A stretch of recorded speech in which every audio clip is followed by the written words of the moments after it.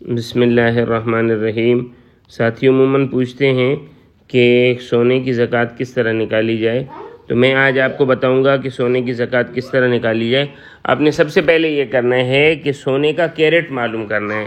سونا 24 کیرٹ کا ہوتا ہے، کیرٹ معلوم کریں جو بھی اس کا کیرٹ ہو۔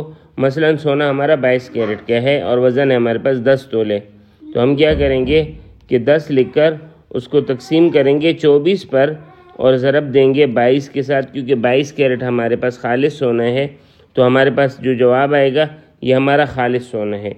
اس کو اب ہم نے ضرب دینا ہے جو موجودہ مارکیٹ ریٹ ہے سونے کا۔ موجودہ مارکیٹ ریٹ ایک ہی ہوتا ہے، کم زیادہ نہیں ہوتا۔ وہ زرگر اپنا نفع رکھنے یا کم کرنے کے لیے کرتا ہے۔